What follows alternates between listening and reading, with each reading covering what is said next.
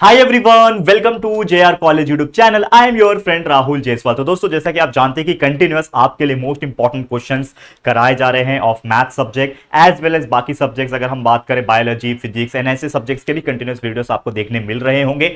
तो प्लीज हमारे वीडियोस जितना भी हो सके देखो और अपने दोस्तों को शेयर करो। और साथ ही मैं बताना चाहता हूं कि कंटिन्यूअस हमारे इसी चैनल जेआर कॉलेज के ऊपर वन शॉट लाइव रिवीजन की सीरीज चल रहे हैं। साइंस स्ट्रीम के लिए भी चल रहे हैं, जिसमें फिजिक्स के, केमिस्ट्री के, मैथ्स के, बायोलॉजी के चारों ही सब्जेक्ट के लाइव रिवीजन वन शॉट तरीके से चल रहे हैं। डेली देखने मिल रहे होंगे आपको, तो उसको जरूर से देखना, साइंस स्ट्रीम वाले भी। और जो बच्चे कॉमर्स स्ट्रीम के हैं उनको भी जरूर से आप शेयर करना, बताइए कॉमर्स स्ट्रीम वालों को भी, उनके लिए भी बाकी जो भी सब्जेक्ट्स होते हैं बीके, एसपी, ओसीएम और इकोनॉमिक्स, उन सभी के वन शॉट लाइव रिवीजन भी बेहतरीन तरीके से चल रहे हैं। और प्लीज एक रिक्वेस्ट है, ये चैनल को आप ही लोग उस ऊंचाई पे लेके जा सकते हैं जिसका हम ख्वाब देख रहे हैं, जिसका हम सपना देख रहे हैं। जेआर ट्यूटोरियल्स को तो आप सभी लोग जानते ही होंगे, ठीक है। वहां से अगर आपने 10th तक की पढ़ाई की होगी तो डेफिनेटली आप जानते होंगे कि बहुत मेहनत हमने किया यहां तक आने के लिए, और जेआर ट्यूटोरियल्स चैनल को 2 मिलियन के करीब पहुंचाया है। लेकिन जेआर कॉलेज लगभग अभी 2-2.25 लाख के आसपास है। इसको उस ऊंचाई पे मैं भी देखना चाहता हूं, और उसके लिए लगातार रात दिन एक करके हम हार्डवर्क कर रहे हैं, हमारी पूरी टीम हार्डवर्क कर रही है। तो डेफिनेटली आप थोड़ा भी प्यार और सपोर्ट दिखाओगे तो उस लेवल का हम जरूर से करके दिखाएंगे, ठीक है। तो चलिए इस वीडियो की शुरुआत करते हैं। क्या है जो कि है 10th स्टैंडर्ड का मैथ्स 1 का, माफ करना 12th स्टैंडर्ड के मैथ्स 1 सब्जेक्ट का जो सेकंड चैप्टर है मैट्रिसेस, इसका हम लिख रहे हैं मोस्ट इंपॉर्टेंट क्वेश्चंस, जो कि बेस होगा प्रीवियस ईयर क्वेश्चंस के ऊपर। तो हम आज सिर्फ 2 मार्क्स के क्वेश्चंस देखेंगे, लगभग 3 या 4 क्वेश्चंस देखेंगे जो प्रीवियस कुछ ईयर्स में पूछे गए हैं, 2024, 23 के पेपर में, 22 के पेपर में, और अगर 19 और 18 की बात करें तो उसमें भी कुछ क्वेश्चंस है जो मैं लेकर आया हूं। बहुत इंपॉर्टेंट है, यूनिक है, तो फटाफट हमारे साथ बनना और इस वीडियो को एंड तक जरूर से देखना। तो चलिए शुरुआत हम लोग करते हैं इस वीडियो की। तो सबसे पहले अगेन एक बोलना चाहता हूं कि अगर आप मुझे सोशल मीडिया पे नहीं जुड़े हो, देखो अभी आप लगभग 12th पास आउट हो जाओगे, बहुत सारी गाइडेंस की आपको जरूरत है। तो हमारे इंस्टाग्राम पे आप मुझसे कनेक्टेड रहोगे तो बाद में भी आप मुझसे कनेक्टेड रह पाओगे। तो follow me on Instagram, also हमारे टेलीग्राम ग्रुप को ज्वाइन कर लो, जहां पे बहुत सारी अपडेट्स, बहुत सारे वीडियोस के link, important videos, important PDFs आप सभी को मिलती रहती है, इंपॉर्टेंट क्वेश्चंस वगैरह भी हम वहां पे डालते रहते हैं। तो चलिए शुरुआत करेंगे। तो सबसे पहला क्वेश्चन जो कि आप स्क्रीन के ऊपर देख पा रहे हो, और जितने भी क्वेश्चंस आप मेनली हम आज देखेंगे वो सब 2 मार्क्स के हिसाब से क्वेश्चंस रहेंगे, ठीक है, 2 मार्क्स वाले क्वेश्चंस रहेंगे। तो चलो सबसे पहला क्वेश्चन जो स्क्रीन पे आप देख पा रहे हो क्या है, क्वेश्चन को पढ़ो। सबसे पहले क्या बोल रहा है कि find the cofactors of the elements of the matrix, यानी कि यहां पे एक आपको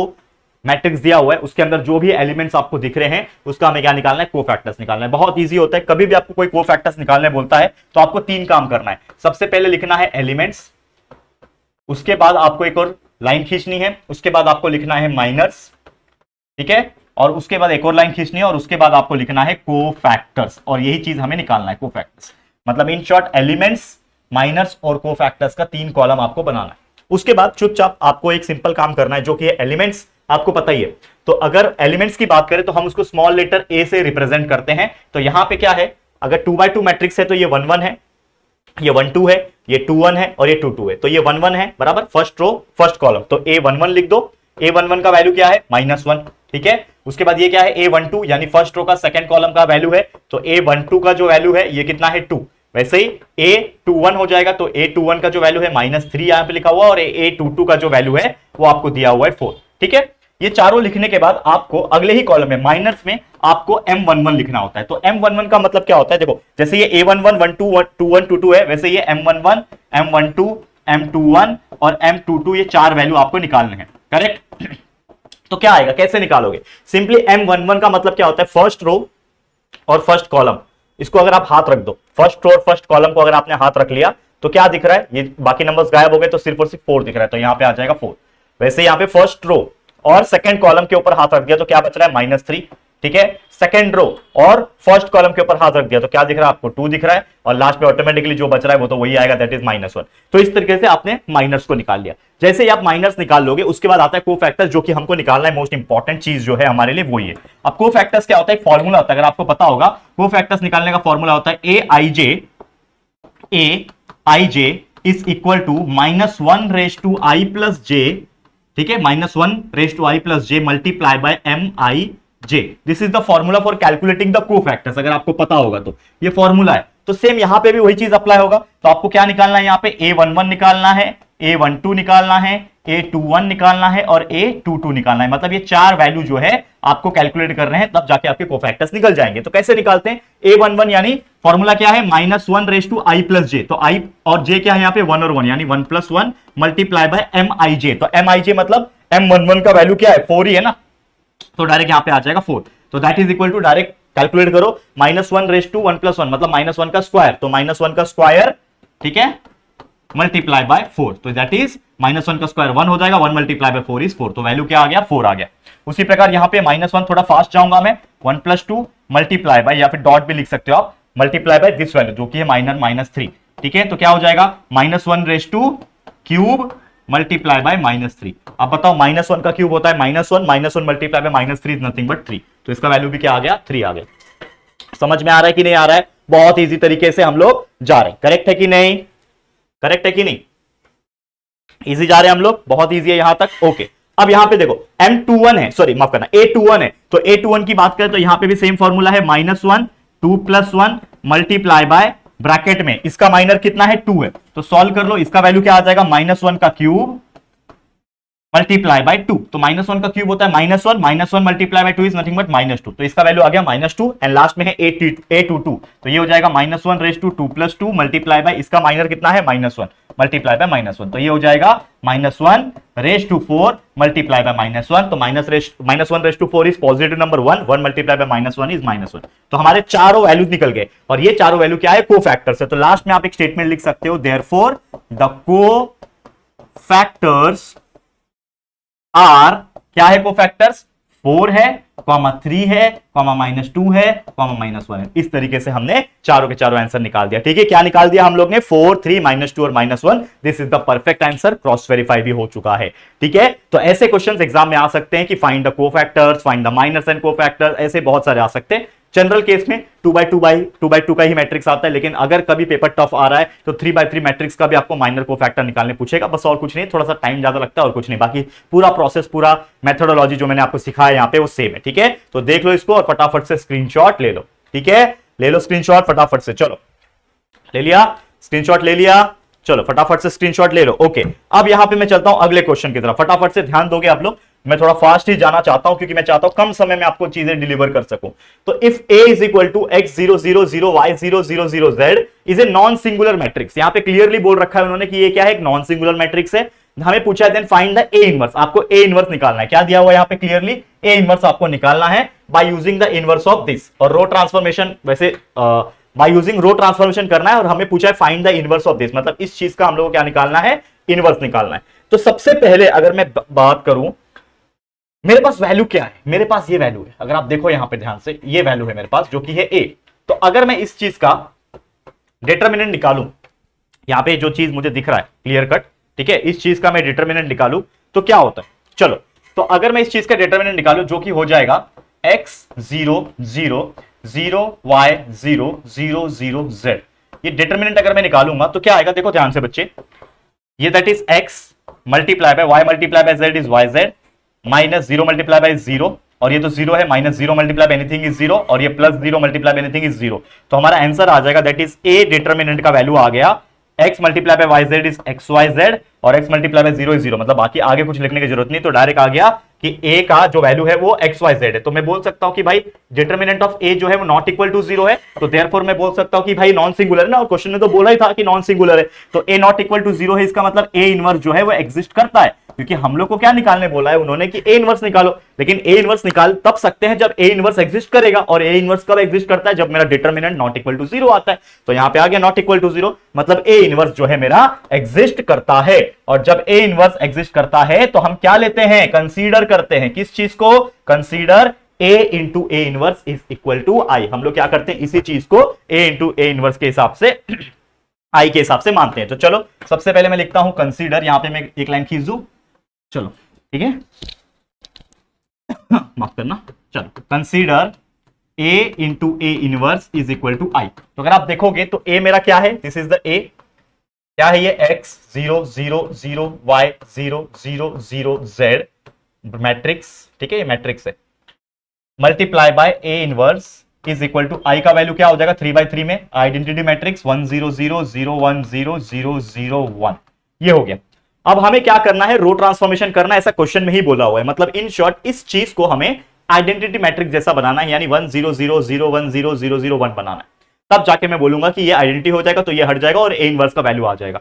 जब ए इनवर्स का वैल्यू आ जाएगा फिर हम इसको इसके हिसाब से टैली करेंगे, यानी x का वैल्यू 2 डाल देंगे, y का वैल्यू 1 डाल देंगे, उस हिसाब से करेंगे। तो चलो वो बात की बात है, लेकिन सबसे पहले ए इनवर्स का वैल्यू निकालते हैं, ध्यान देना।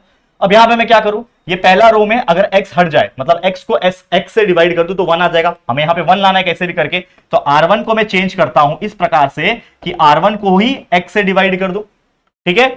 सेम सिमिलरली R2 में y के जगह पे मुझे क्या चाहिए, 1 चाहिए, तो R2 जो है उसको अगर मैं y से डिवाइड कर दूं तो वहां पे भी 1 आ जाएगा। और सेम उसी प्रकार से R3 को अगर मुझे चेंज करना है तो R3 को भी मैं अगर z से डिवाइड कर दूं तो यहां पे भी 1 आ जाएगा। तो सिंपली मैंने ये कर दिया, ठीक है। तो क्या हो जाएगा, यहां पे 1 आ जाएगा, 0 0 0 1 0 0 0 1, ये आ गया। यहां पे सेम ए इनवर्स यहां पे सेम टू सेम रहेगा, चेंजेस यहां पे भी हो जाएगा, that is R1 divide by x था तो ये क्या हो जाएगा, 1 बाय एक्स हो जाएगा।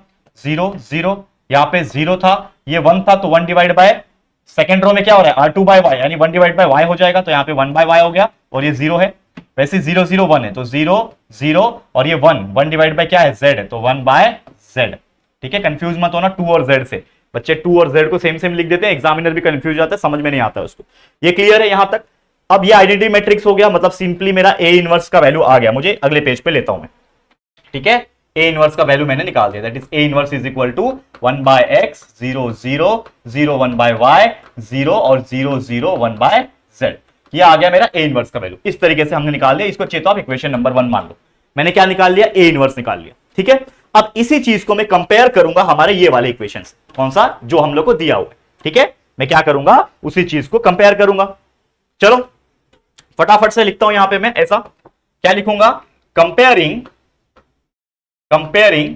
जो हमारा वैल्यू दिया हुआ है हमें क्वेश्चन में 2 0 0 0 1 0 2 0 0 0 1 0, लास्ट में क्या है 0 0 -1 0 0 -1। इसको कंपेयर करूंगा किससे, हमारे जो वैल्यू आया इनवर्स का उससे, विथ चाहिए तो ए से कर लो, हमारा जो मेन ए का वैल्यू उससे कर लो, ठीक है। विथ दिस वैल्यू, माफ करना, ए से, विथ ए, x 0 0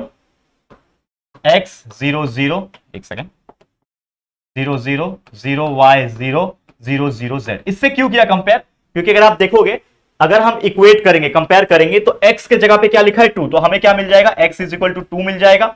y के जगह पे क्या लिखा है 1, तो y इज इक्वल टू 1 मिल जाएगा। और z के जगह पे क्या लिखा है -1, तो z इज इक्वल टू -1 आ जाएगा, ठीक है।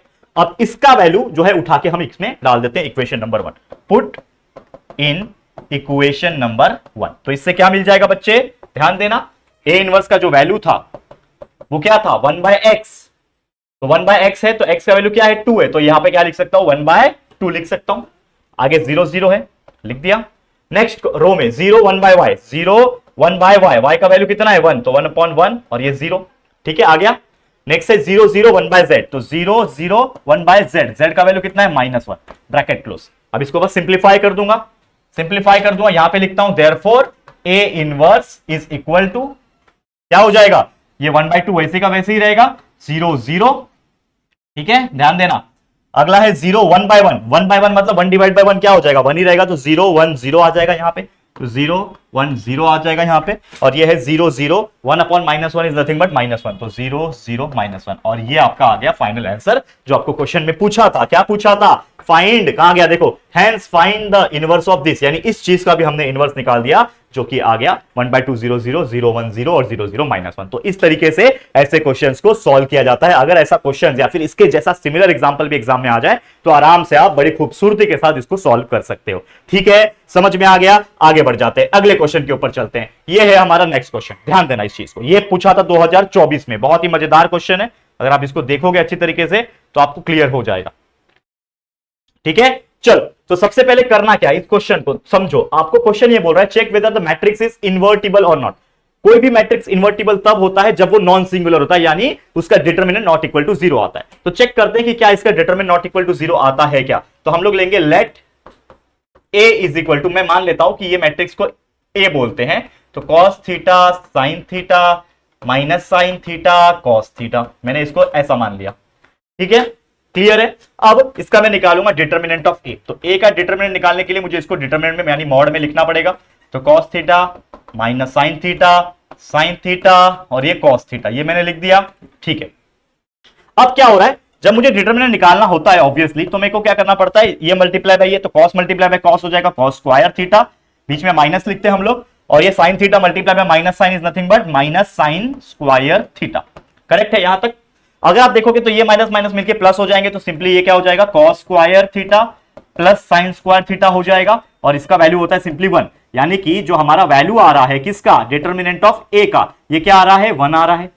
अब जब डिटर्मिनेंट का वैल्यू 1 आ रहा है तो मैं ये बोल सकता हूं, इसका मतलब ये है therefore determinant of A not equal to 0। और अगर ऐसा होता है कि भाई मेरा determinant of A not equal to 0 है, तो मैं क्या बोल सकता हूं कि वो एक नॉन सिंगुलर मैट्रिक्स है। तो मैं सिंपली लिख सकता हूं therefore A is a non singular matrix. और अगर ऐसा हो गया कि भैया वो एक नॉट इक्वल टू 0, इसका डिटरमिनेंट नॉट इक्वल टू 0 आ रहा है, मतलब नॉन सिंगुलर मैट्रिक्स है, इसका मतलब ये हो गया कि ये जो मैट्रिक्स है ये इन्वर्टिबल है। तो therefore this is an invertible matrix. और इसका मतलब ये होता है ना, इन्वर्टिबल का मतलब कि इसमें हम इन्वर्जन लगा सकते हैं, मतलब इन्वर्जन आएगा, ए इनवर्स एग्जिस्ट करेगा, इसका मतलब ये होता है। समझ में आ गया। तो ये एक इन्वर्टिबल मैट्रिक्स है। तो देखो ऐसे क्वेश्चंस भी 2 मार्क्स के हिसाब से आपको पूछे जा सकते हैं। तो बिल्कुल फोकस रहना है और अच्छी तरीके से मेहनत करना है। ऐसे क्वेश्चंस अगर आएंगे आराम से आप सॉल्व कर सकते हो।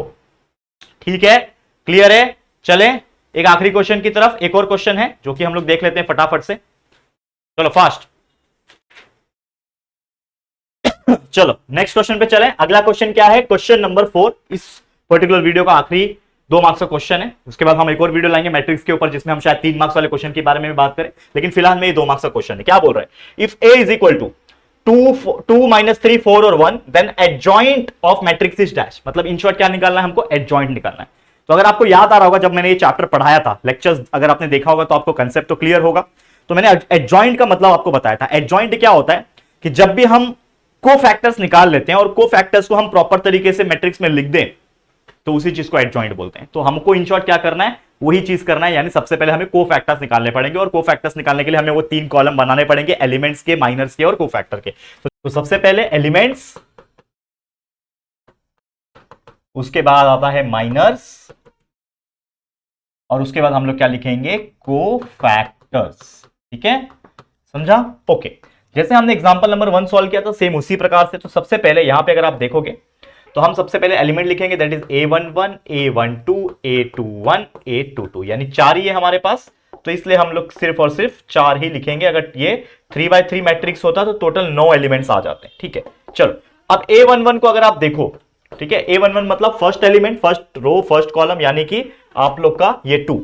ठीक है, फर्स्ट रो सेकंड कॉलम कौन है, -3 है।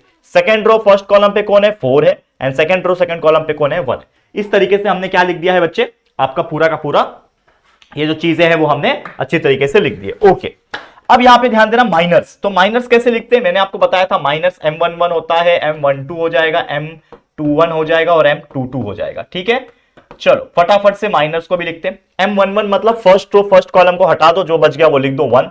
फर्स्ट रो सेकंड कॉलम को हटा दो, जो बच गया लिख दो यहां पे 4। सेकंड रो फर्स्ट कॉलम को हटा दो, एक second, second row first column को हटा दो तो क्या बच जाएगा, -3। और यहां पे अगर आप देखोगे जो बच जाएगा ऑटोमेटिकली चौथा कंपोनेंट वही हो जाएगा। अब लास्ट में सबसे इंपॉर्टेंट सबसे अच्छा चीज होता है कोफैक्टर्स। तो होता है कोफैक्टर्स के लिए a11 a12 a21 और a22। ठीक है, इस चारों का लिखेंगे। फॉर्मूला हम सब जानते हैं, इसके पहले भी हमने देखा हुआ है पहले वाले एग्जांपल में। सेम फॉर्मूला यहां पे लिख दो, दैट इज aij का फॉर्मूला होता है -1 raised to I plus j multiply by mij। This is the formula for calculating any cofactors. ये हम लोग सब चीज जानते हैं। ठीक है, चलो अब फटाफट से इसको सॉल्व करोगे तो a11 क्या हो जाएगा, फॉर्मूला क्या है, -1 raised to I plus j। I plus j क्या है यहाँ पे, 1 + 1 मल्टीप्लाई बाय उसका माइनर क्या है, 1 1 का 1 है। ठीक है, तो इसका वैल्यू आ जाएगा -1 का स्क्वायर हो जाएगा 1, और 1 multiply by 1 is nothing but 1। तो इसका आ गया 1 आंसर। a12 तो -1 raised to 1 + 2 मल्टीप्लाई बाय इसका माइनर कितना है, 4 है। तो लिख दो -1 का क्यूब, -1 का क्यूब होता है -1, और -1 multiply by 4 is nothing but -4। तो इसका आंसर आ गया -4। ठीक है। नेक्स्ट a21, तो a21 के लिए भी -1/2 + 1 मल्टीप्लाई बाय इस चीज का माइनर है -3। तो चलो सॉल्व कर लेते हैं फटाफट से। -1 का क्यूब कितना हो जाएगा, -1 multiply by -3 is 3। Okay, and last में चौथा है a22 यानी -1/2 + 2 मल्टीप्लाई बाय उसका ये माइनर कितना है 2 है, तो इसका वैल्यू आ जाएगा -1/2 2 + 2 4 -1/4 इज 1 1 मल्टीप्लाई बाय 2 इज 2। तो इस तरीके से हमने चारों कोफैक्टर्स निकाल दिए, लेकिन हमें लिखने की जरूरत नहीं होती है कि ये कोफैक्टर्स आए, हमको निकालना क्या है, चुपचाप एडजॉइंट हमें निकालना है, तो हम एडजॉइंट ही निकालेंगे। तो लास्ट में आपको एक डायलॉग लिखना पड़ता है, देयरफॉर एडजॉइंट, वो भी किस चीज का एडजॉइंट है, एडजॉइंट ऑफ ए है, तो adjoint of A is equal to matrix का फॉर्म बना दो और 1 -4 इसको एक के नीचे एक लिखो, तो 1 के नीचे आ जाएगा -4 और उसके फिर 3 के नीचे आ जाएगा 2। इस तरीके से ये जो मैट्रिक्स हमने लिखा है 1 -4 3 और 2, this is your adjoint of A which we have to calculate in this example. तो हमने इसको अच्छी तरीके से सॉल्व कर लिया है। क्लियर है, समझ में आ गया है दोस्तों। तो यही था दोस्तों टोटल 4 एग्जांपल जो हमने अच्छी तरीके से आपको सॉल्व कर दिए। करेक्ट है कि नहीं, टोटल 4 एग्जांपल हो गए। तो यही चीज आपको 2 मार्क्स से कैटेगरी में पूछा जाएगा। तो इसी के साथ इस वीडियो को मैं एंड करता हूं, लेकिन आगे और भी इस चैप्टर के ऊपर हम वीडियो लाएंगे। मोस्ट इंपॉर्टेंट 4 मार्क्स के क्वेश्चन जो अक्सर पूछे जाते हैं वो भी मैं लेकर आऊंगा, और बहुत जल्दी बहुत सारे चैप्टर्स के मोस्ट इंपॉर्टेंट क्वेश्चन आपको मिल रहे होंगे। साथ ही में लाइव रिवीजन कंटिन्यूस चल रहा है, तो अगर आप अभी तक नहीं देख रहे हो हमारे लाइव रिवीजन, तो देखो पूरा physics chemistry maths biology science stream का चल रहा है, और अपने कॉमर्स के दोस्तों को भी बोलो पूरा बीके एसपी ओसीएम और बाकी जो इकोनॉमिक्स है उसके भी लाइव रिवीजन चल रहे होंगे। तो प्लीज चेकआउट करते रहना हमारे इस चैनल जेआर कॉलेज को। अगर आप सपोर्ट दिखाओगे, प्यार दोगे, तो इस चैनल को भी उस ऊंचाई पे हम लेके जा सकते हैं जिसका हम सपना देख रहे हैं, और अगर आप सपोर्ट करोगे तो डेफिनेटली वो चीज पॉसिबल है। तो आपके लिए लगातार हम मेहनत करते रहेंगे, बस आप प्यार देते रहो, आशीर्वाद देते रहो। आज के लिए इतना ही। ये वीडियो आपको कैसा लगा दोस्तों जरूर से हमें कमेंट करके बताना। वीडियो पसंद आया होगा तो प्लीज वीडियो को लाइक कर देना, शेयर कर देना अपने सभी दोस्तों के साथ, और अगर पहली बार आए हो चैनल पर, अभी तक चैनल को सब्सक्राइब नहीं किया है, तो फटाफट से हमारे चैनल को सब्सक्राइब करके बेल आइकन को प्रेस कर देना। ठीक है दोस्तों, तो चलो फिर जल्दी मिलेंगे एक और न्यू वीडियो में। तब तक के लिए thank you and good bye.